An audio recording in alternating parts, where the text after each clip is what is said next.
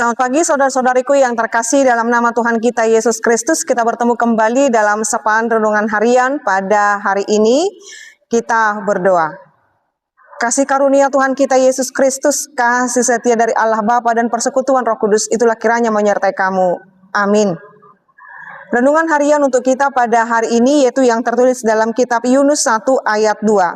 Bangunlah, pergilah ke Niniwe, kota yang besar itu, berserulah terhadap mereka, karena kejahatannya telah sampai kepadaku. Borhat maholau tu Niniwe, hu tanah boloni, jala mertiting dopak hutai, ainunga pola mangaung hak jahaton nasida, sahak tu joloku. Demikian pembacaan firman Tuhan. Saudara-saudariku yang terkasih dalam nama Tuhan kita Yesus Kristus, topik renungan harian pada hari ini saya buat yaitu adalah alat Tuhan. Ya, Yunus dipakai Tuhan sebagai alatnya untuk menyatakan isi hati Tuhan kepada kota Niniwe.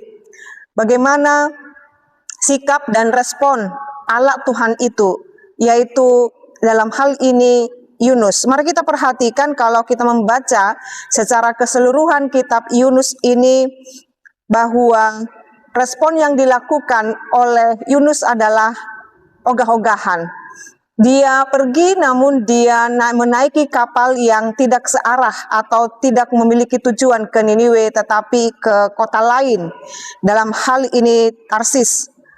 Saudara-saudariku, mengapa Yunus melakukan hal itu? Ada di dalam hatinya bahwa mengapa saya harus menyatakan firman Tuhan kepada orang yang tidak diberkati oleh Tuhan atau bangsa di luar bangsa Israel. Dalam hal ini juga respon Yunus ini mendapatkan teguran daripada Tuhan. Dalam kehidupan kita sehari-hari, saudara-saudariku, Tuhan memakai kita sebagai alatnya. Ada dua respon kita sebagai alatnya untuk merespon setiap perintah Tuhan di dalam kehidupan kita. Sama yang dilakukan daripada Yunus ini, responnya bisa, mengapa saya harus menyatakan firman Tuhan, atau mengapa saya harus menyatakan kebenaran firman Tuhan, atau ada istilah perkataan di dalam dirinya respon alat atau manusia itu sendiri, biarlah dia mati dalam kejahatannya. Ngapain saya repot dengan hal itu? Jangan-jangan ketika saya nanti memberikan nasihat, teguran, malahan saya yang akan dibenci.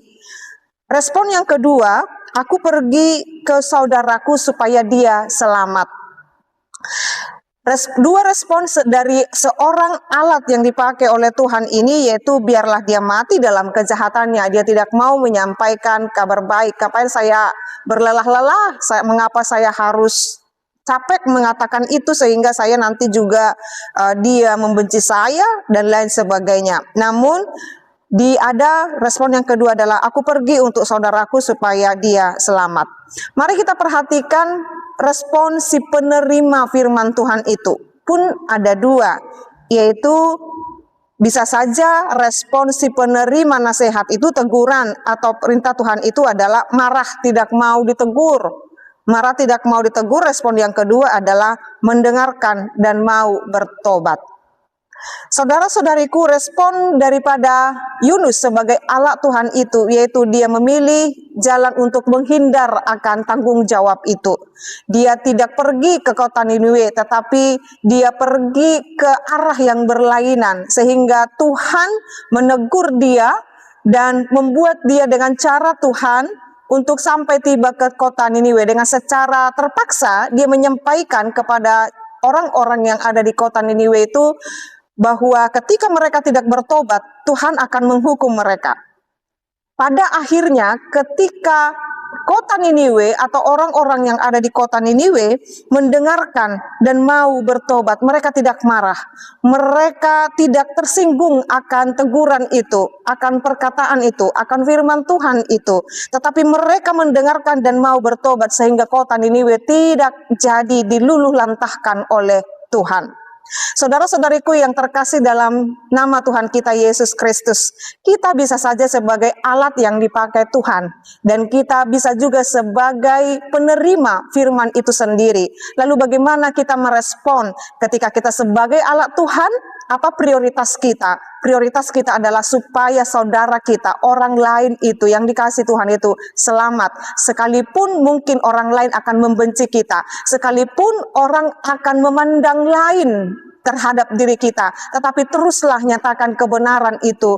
Jikalau kita sedang berjuang sekarang ini menyatakan kebenaran, menjalankan sebuah koridor dalam suatu hal yang dikehendaki oleh Tuhan, pada akhirnya kita akan berporos pada supaya kamu selamat dan aku melakukan tugas dan tanggung jawabku sebagai seorang utusan Tuhan atau sebagai alat Tuhan.